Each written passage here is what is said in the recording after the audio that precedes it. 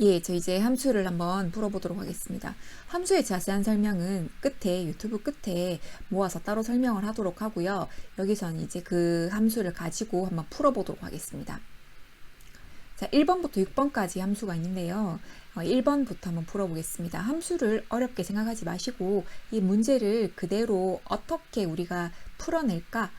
먼저 이제 연필을 가지고 그냥 계산한다고 생각하고 그렇게 식을 구한 후에 필요한 부분을 함수를 쓰시면 됩니다. 재고량의 내림차순 순위를 1에서 3까지 구한 결과값에 위를 붙이고 그 외에는 공백으로 구하시오. if 랭크 함수와 end 연산자를 쓰세요 라고 되어 있는데, 랭크 함수는 순위 때문에 쓰겠죠. 자, if 함수가 뭐냐? 어떤 질문을 해서 그 질문이 참일 때의 결과와 거짓일 때의 결과를 나타내주면 됩니다. 자, 이 문제에서는 재고량의 내림차순 순위가 1에서 3까지냐, 그러니까 3보다 작으냐, 이게 이제 질문이 될 거고요. 조건식이 될 것이고, 자, 그게 만족하면 그 결과값에 위를 붙이고, 그렇지 않으면 거기에다가 공백을 붙이세요 라고 되어 있습니다. 자, 이 문제를 가지고 한번 풀어보도록 하겠습니다. 자, 1번이죠. 자, 만약에 자, if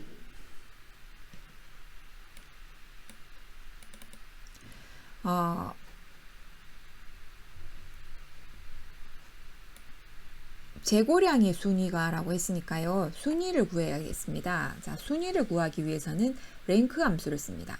자, RAN, 랭크 함수 쓰시고요. 탭키를 누릅니다. 순위를 구하는 방법은 자, 제일 먼저 누구의 순위를 구할 것이냐? 자, G5 셀의 재고량이 G5 셀이 이제 몇 위냐를 구하고 싶은 거죠. 그래서 컴마 누구들 중에서 G5부터 G12까지 중에서 F4키를 꼭 눌러주셔야 됩니다. 자, 왜냐하면 엑셀은 절대 참조가 아니고 상대 참조를 합니다. 그러니까 셀이 다음으로 이동을 하면, 셀의 식이 다음으로 이동을 하면 그 안에 있는 식 셀들도 다 같이 이동을 합니다. 그런데 이 범위는 그 다음 순위를 구할 때도 변함없이 그대로 이것을 지켜야 되기 때문에 F4키를 눌러서 달러로 고정을 해주는 거죠. 그러니까 절대 참조를 해줍니다. 자, 순위를 구할 때 자세히 설명을 하도록 하겠습니다. 자, 컴마. 내림차순이냐 오름차순이냐, 내림차순이라고 했으니까 0 상태에서 그대로 탭키를 누르시면 순위가 구해집니다. 그러니까 이 랭크부터 여기까지가 순위가 되겠죠. 자, 요거 복사를 좀 하도록 하겠습니다. 왜냐하면 뒤에 가서 순위를 또 써야 되니까. 그러니까 요 지금 제가 블럭을 씌운 요 자체가 순위입니다. 이 재고량의 순위가 되겠죠. 컨트롤 C 키를 눌러서 복사를 했습니다. 자, if에서 제일 먼저 해야 되는 것이 조건식이죠. 조건식이 뭐였냐면 재고량이 내림차순 순위가 1에서 3까지냐, 그러니까 1에서 3까지 다를 3보다 작다라고 표현을 한번 해보도록 하겠습니다. 그러면 작거나 같다 3. 자, 요게 if의 로지컬 테스트 질문 부분이 되겠죠. 그러니까 조건식 부분이 되겠죠. 순위가 3보다 작거나 같으냐. 자, 질문이 끝났으니까 컴마. 이 조건을 만족하면 뭐 해야 되죠? 순위에다가 위를 붙여서 보여야겠죠. 자, 순위는 아까 앞에다 구해놓은 거 있죠. 제가 컨트롤 C로 복사를 해놨으니까 그대로 붙여넣기를 한 번 더 하면 순위가 다시 들어옵니다. 이 순위에다가 위를 붙여야 되니까 Shift 7 해서 AND 기호를 붙이고 위를 씁니다. 그러면 value if true, 그러니까 이 질문에 대한 참일대 결과는 순위에다가 위를 붙이겠다 였죠. 컴마. value if false, 거짓일 때는요. 거짓일 때는 빈칸으로 공백으로 나타냈어야 되니까 큰 따옴표 열고 이렇게 if를 마무리해 주시면 끝이 납니다. 조금 if 문제 중에서 조금 복잡한 유형인데요.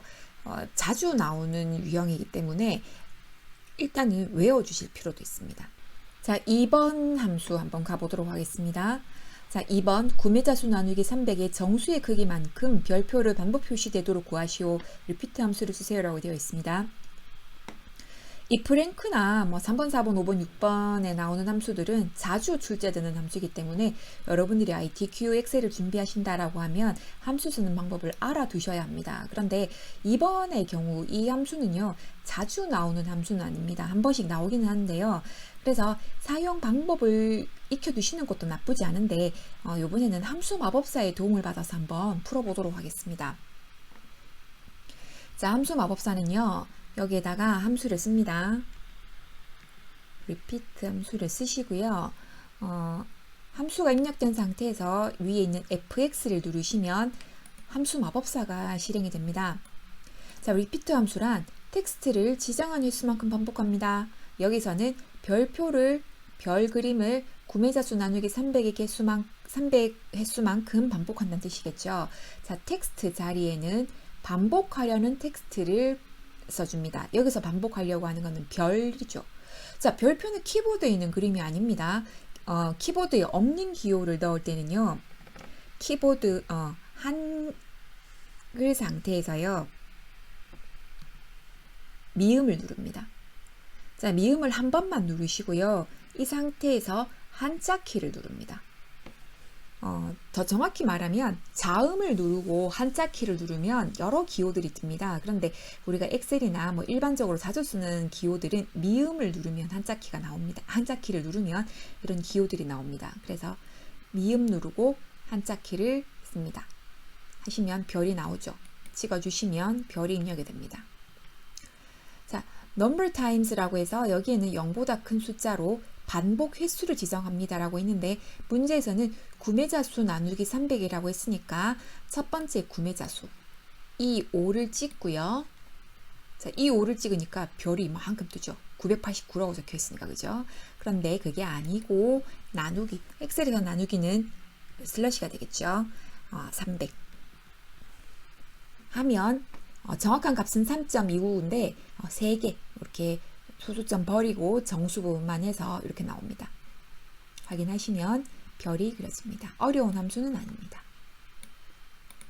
자, 그 다음 함수 한번 가보도록 하겠습니다. 환자식 판매 금액의 평균을 구하세요. SUMIF, COUNTIF 함수를 주세요. 자, 평균을 구할 때는 우리가 보통 합계 나누기 개수로 평균을 구하죠. 그래서 합계를 구하기 위해서 SUMIF를 쓰고요. 개수를 구하기 위해서 COUNTIF를 씁니다. 그러니까 SUMIF를 가지고 환자식 판매 금액의 평균을 합계를 구하고요. 그 다음에 COUNTIF를 가지고 환자식 판매 금액의 그 개수를 구하는 거죠. 환자식 판매 금액의 합계를 SUMIF를 가지고 먼저 풀어보도록 하겠습니다. 는 SUMIF.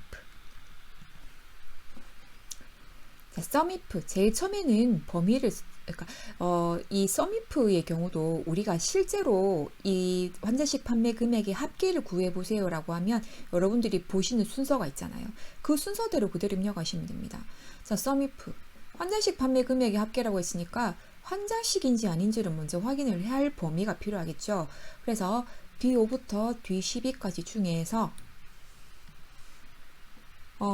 여기서 뭘 찾아야 돼요? 환자식을 찾아야겠죠. 그러니까 큰땀 별고 환자식이라고 씁니다.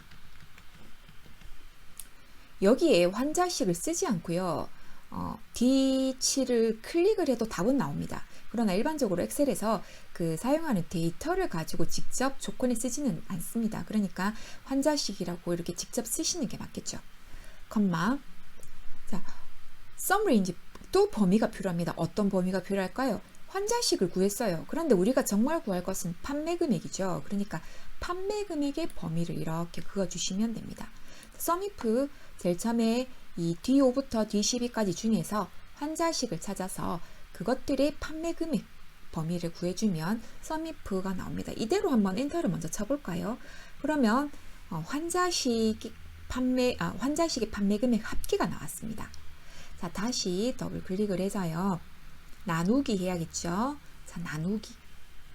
COUNTIF를 가지고 환자식이 몇 개야?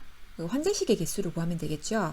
그러니까 COUNTIF 해서 똑같습니다. 쓰는 방법이 제일 처음에 범위 어디 D5부터 D12까지 중에서 또 조건은 환자식 count if는 그냥 그것의 개수만 구하면 되기 때문에 더 이상 범위를 긋지 않습니다. 그러니까 sum if와 count if는 쓰는 방법이 비슷해요. 앞 두 개가 똑같죠.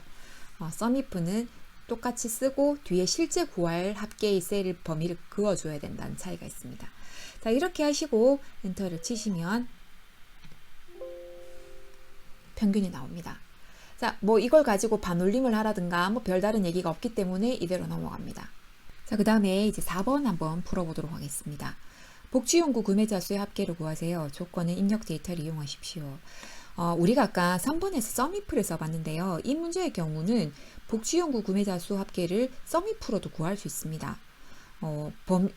아까처럼 여기 범위를 긋고 그 다음에 조건이 구매자 수니까 복지용구니까 복지용구라고 쓰고 그 다음에 실제 구매자 수의 범위를 그어주면 똑같이 구해지는데 여기서는 dsum을 쓰라고 했으니까 dsum을 한번 써보도록 하겠습니다. 자, dsum이라는 함수는 데이터베이스 함수로 말합니다. 자, 데이터베이스 쓰는 함수들은 쓰는 방법이 좀 독특합니다. 쓰는 방법이 다 똑같아요. 그러니까 D로 붙어 있는 함수들, dsum, daverage, dcount, dmax 이런 함수들은 데이터베이스라고 하는 함수라고 하는데 제일 처음에 무조건 데이터 목록, 그러니까 데이터베이스 이 전체를 그어줍니다. 그 다음에 구하려는 필드, 여기서는 구매자 수 합계니까 구매자 수 합계 필드 요 노란색 부분 필드를 찍고요. 그 다음에 조건이 복지용구라고 했으니까 카테고리가 복지용구 이렇게 그어주면 되는데요. 데이터베이스 함수는 다른 함수와 쓰는 방법이 또 좀 다른 특징이 있는데요.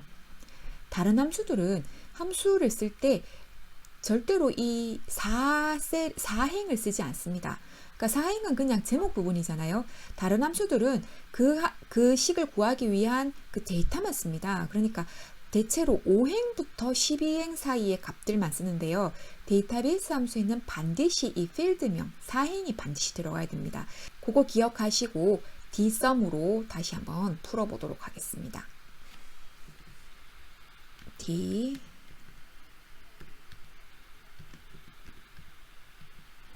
제일 처음에는 데이터베이스라고 했는데요. 데이터베이스는 정확하게 뭐 어디서부터 어디까지 해야 됩니다는 없는데요. 그냥 B4부터 원 데이터 G12까지를 데이터베이스 전체로 쓰겠다라고 기억하시는 게 더 편하실 거예요. 사실 이게 다 필요하진 않습니다. 근데 필요한 부분만 잘라서 기억하지 마시고 그냥 무조건 B4부터 G12 이들은 H나 I의 경우는 함수를 직접 쓴 거니까요. 원 데이터는 아니잖아요. 그러니까 B4부터 이때도 4행이 시작됩니다. B5부터 아닙니다. 절대로 B4부터 G12까지 범위를 그었고요. 그 다음에 값을 구하려는 필드 구매자 수 합계라고 했으니까 이 4행 중에서 구매자 수를 구하겠다. 이때도 역시 4행이 들어갔죠. 필드 조건은 뭐였냐면 복지용구 무엇이 카테고리가 복지용구 이렇게 D4부터 D5까지 이렇게 그어줍니다. 이때도 4행이 들어갔죠. 그러니까 dsum, 그 다음에 데이터베이스 범위, 그 다음에 구하려는 필드, 그 다음에 조건 전부 다 4행부터 시작했다는 거. 여기에 sum을 average로 바꾸면 복지용구 구매자 수의 평균이 구해질 것이고요. 그 다음에 dmax로 바꾸면 복지용구 구매자 수의 최대값이 구해집니다. 그러니까 D가 붙어 있는 데이터베이스 함수는 쓰는 방법이 다 똑같습니다. 이렇게 해서 엔터를 치시면 요 구매자 수 합계가 구해집니다. 5번 함수를 풀어보도록 하겠습니다. 자, 두 번째로 많은 구매자 수. 정의된 이름을 이용하여 구하시오. 자, 정의된 이름이라고 하는 것은 우리가 저 앞에 입력하실 때요. 구매자 수 부분을 이렇게 범위 이름을 지정한 것이 있죠. 그걸 이용해서 하라는 건데 이용을 하셔도 하시는 게 맞겠죠. 근데 하지 않고 무시하고 그냥 이렇게 범위를 그어서 써도 정의된 이름이 사용이 됩니다. 한번 해보도록 하겠습니다. 자, 5번 문제죠. 자, 두 번째로 많은 구매자 수를 라지 함수를 한번 이용해 보도록 하겠습니다. 자, 라지 범위를 그어줍니다. 두 번째로 많은 구매자 수를 구해야 되니까 구매자 수가 범위가 들어가야겠죠.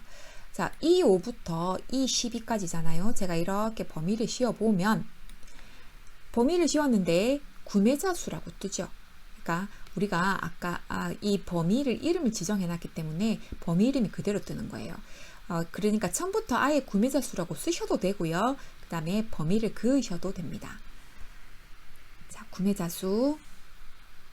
그 다음에 두 번째는 이제 K라고 되어 있는데 몇 번째로 많은 값을 찾아야 되냐? 두 번째라고 했으니까 2라고 쓰면 끝이 납니다. 그 다음 이제 6번 함수를 풀어보도록 하겠습니다. 구매자 수 H14 세일에서 선택한 상품명에 대한 구매자 수를 구하시오. 브이루그업 함수를 쓰세요라고 되어 있는데요. 1번부터 5번까지는 함수가 어떤 함수가 나올지 모릅니다. 그런데 6번 함수는 항상 브이루그업 함수가 나옵니다. 그러니까 여러 회의 ITQ 엑셀이 함수가 이제 나오는 그 경향이 조금씩 바뀌어 갔는데요. 이 6번은 계속해서 브이루그업 함수가 나오고 있습니다. 그러니까 한 가지 함수를 기억해야 된다라고 하면 반드시 6번 함수를 기억하셔야 됩니다. 자, 브이루그업 함수란 배열의 첫 열에서 값을 검색해서 지정한 열의 같은 행에서 데이터를 찾아주는 함수가 브이루그업입니다. 말이 어렵죠. 우리가 이 구매자 수를, 그러니까 여기 H14셀에 선택한 상품명, 욕창 예방 매트리스에 해당 구매자 수를 쓰세요 라고 생각하신다면 여러분들 제일 먼저 뭐부터 보시겠어요? 여기 뭐가 있었더라? H14셀이 뭐가 있지? 욕창 예방 매트리스가 있네. 그 다음에 뭐 보시겠어요? 그대로 가서 욕창 예방 매트리스를 찾겠죠. 그러니까 C열을 찾겠죠. 여러분들이 B열은 안 보실 거 아니에요, 그죠? 그러니까 이 배열의 첫 열, 이 부분을 첫 열로 보겠다. 여기에서 값을 찾아서 구매자 수니까 옆에 있는 구매자 수를 찾아가면 되겠죠. 그 욕창 예방 매트리스의 같은 행에 있는 구매자 수를 찾아서 쓰면 되겠죠. 여기가 욕창 예방 매트리스가 아니고 성인용 보행기다 라고 한다면 여기에서 성인용 보행기를 찾아서 그거에 해당하는 같은 행에 있는 구매자 수를 찾겠죠. 이 순서 그대로 브이루그업을 사용하시면 됩니다. 브이루그업. 제일 먼저 H14셀에 선택한 상품명이라고 했으니까 욕창 예방 매트리스 H14를 찍으면 되겠죠. 그 다음에 배열을 찾는데요. 표를 찾는데 욕창 예방 매트리스가 포함되어 있는 이 상품명이 포함되어 있는 것이 첫 열에 오도록 범위를 씌워주면 됩니다. 쉽게 말하자면 욕창 예방 매트리스를 찾으셔서 거기서부터 블럭을 씌운다고 생각하시면 됩니다. 그러니까 상품 코드부터가 아니고 데이터는 B열부터 시작을 하지만 이 상품명이 있는 C5부터 블럭을 씌우시는 게 중요합니다. 반드시 C5, C4부터 씌우는 건 상관없는데 어쨌든 C열부터 블럭을 씌우셔야 됩니다. 여기에서 원하는 곳까지 사실은 우리가 구매자 수만 필요하기 때문에 구매자 수까지만 이렇게 블럭을 씌워도 되지만 그냥 원 데이터까지 다 씌운다고 그렇게 기억을 합시다. 그러니까 끝은 H12에 우리가 그 데이터베이스 함수 쓸 때처럼 끝은 10인데 시작이 반드시 이 H14 셀이 있는 이 데이터가 있는 셀부터, 그러니까 C5부터 블럭을 씌우셔야 되는 게 이게 굉장히 중요합니다. 자, 범위를 씌웠습니다. 자, 우리가 이 범위 중에서 정말 구하고 싶은 것은 구매자 수잖아요. 그러니까 상품명이 첫 열이라고 한다면 구매자 수는 몇 번째 열이죠? 상품명이 첫 번째 열, 카테고리가 두 번째, 구매자 수는 세 번째니까 세 번째 열이 되겠죠. 그래서 3이라고 씁니다. 제일 처음에 H14를 찍고요. 그 다음에 이 H14 셀이 있는 곳부터 해서 범위를 씌우고요. 그 다음에 내가 정말 구하고 싶은 곳에 열 번호를 적어줍니다. 세 번째가 되겠죠. 그 다음에는 정확히 일치하는 false를 씁니다. 정확한 값을 찾아와야 되니까요.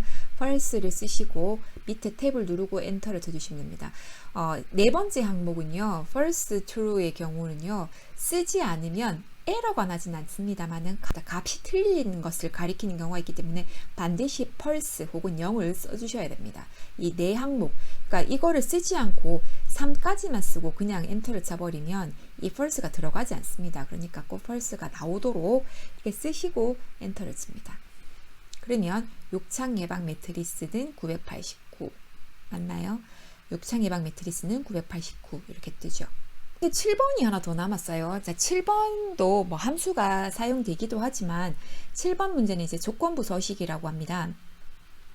조건부 서식이라는 것은 이렇게 색깔이 들어가고 모양을 꾸미고 하는 것이 서식인데요. 조건부라고 했잖아요. 그러니까 원하는 조건에 해당하는 것에만 서식을 넣겠다라는 뜻입니다. 자, 조건부 서식의 문제는 두 가지 형태로 나타나는데요. 이렇게 수식을 이용하여 행전체의 어떤 서식을 구하시오라는 조건부 서식, 혹은 특정한 셀에 대해서 데이터 막대를 이용하시오라는 그런 형태 두 가지가 나옵니다. 자, 조건부 서식의 수식을 이용하여 행전체에 적용하시오라고 했으니까 거기에 맞춰서 한번 문제를 풀어보도록 하겠습니다. 문제가 이제 특별한 셀에 대해서라고 하면 그 부분을 블럭을 씌우고 시작하면 됩니다. 그런데 지금처럼 수식을 이용하여 행전체라고 되어 있으면 이 데이터 전체를 범위를 씌워줍니다. B5부터 이때는 이 i가 j10까지 다 들어가야 됩니다. 그러니까 이 12까지 이렇게 범위를 다 씌워주셔야 됩니다. 13, 14행이 들어가면 안 되고 4행도 들어가면 안 되고요. 이 데이터가 들어가 있는 이 셀의 그 행 전체를 다 블럭을 씌웁니다. 그리고 조건부 서식에 들어갑니다. 조건부 서식에 들어가 보시면 세규칙이라고 있습니다. 세규칙 두 가지 형태라고 했잖아요. 데이터 막대를 이용하세요라고 하면 여기에서 바로 데이터 막대를 찾으시면 됩니다. 지금은 수식을 이용하여라고 했기 때문에 규칙 유형 중에서 마지막 수식을 사용하여를 찍습니다. 그러면 밑에 모양이 바뀌었죠. 그리고 그 조건을 쓸 칸이 생깁니다. 여기다 조건을 적어주는데요. 조건이 뭐냐면 구매자 수가 1000 이상인 행전체라고 그랬죠. 그러니까 이 구매자 수가 1000 이상인 것들이 있습니다. 이 값이 있는 행 전체에 이 서식을 적용하시오라고 했기 때문에 이제 얘들이 쓰는데, 이 경우에 이제 조건을 쓰는 방법은요. 구매자 수가라고 했으니까 구매자 수 중에서 첫 번째 값을 찍습니다. 그러니까 바로 눈으로 보고 1000 이상인 값을 찾는 게 아니고요. 구매자 수의 첫 번째 값을 찍습니다. 그러니까 다 확인을 해야 되잖아요. 그죠? 그러면 이 5를 찍었는데 이 5에 보면 지금 달러가 다 붙어 있습니다. 아까 우리가 그 랭크함수 쓸 때도 잠깐 말씀을 드렸지만 이 절대 참조를 써버리면 이 전체 데이터 중에서 이 5만 확인을 하는 경우가 됩니다. 그런데 사실은 이 5, 이 6, 이 7에서 이 12까지는 다 확인을 해야 되잖아요. 다시 말하면 이 열은 고정을 시켜 놓지만 5행은 그 고정해서 풀어야 된다는 거죠. 그래서 F4 키를 두 번 눌러줍니다. 그러면 달러가 2에만 붙습니다. 5의 달러는 사라졌죠. 그러니까 이 범위 블럭 씌운 전체 중에서 이 5, 이 6 해서 이 12까지 이 열만 다 확인을 하겠다라는 뜻입니다. 그래서 달러를 이 앞에만 붙여줍니다. 이렇게 놓고 그거나 같다 1000 이렇게 쓰시면 조건이 완료가 됩니다.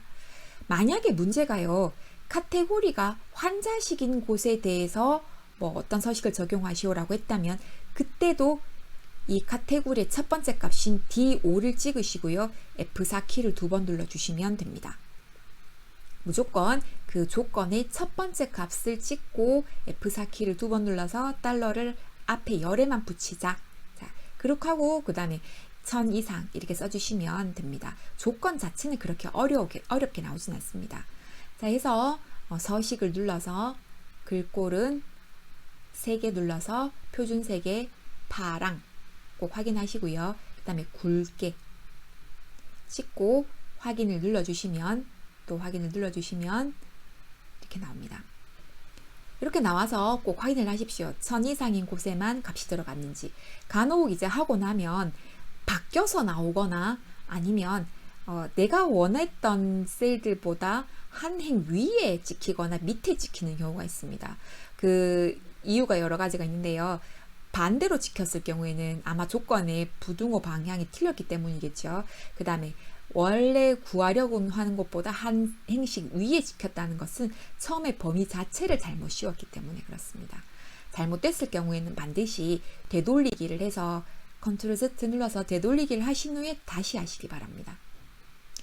자, 이렇게 하고 나면 이제 그 1작업이 이제 끝이 납니다. 다 하고 나시면 이제 요까지만 해도 사실 점수에는 크게 문제는 없는데 좀 좁은 부분들은 조금 늘려주시고 손을 조금 보실 필요가 있습니다. 그리고 이 1작업을 가지고 2작업, 3작업, 4작업까지 쭉 넘어가기 때문에 여기에 반드시 오타가 있는지 없는지를 확인을 하시기 바랍니다. 이 함수 부분은요, 틀려도 뒷 작업에는 별 영향을 미치지 않습니다. 자, 2작업 한번 넘어가 보도록 하겠습니다.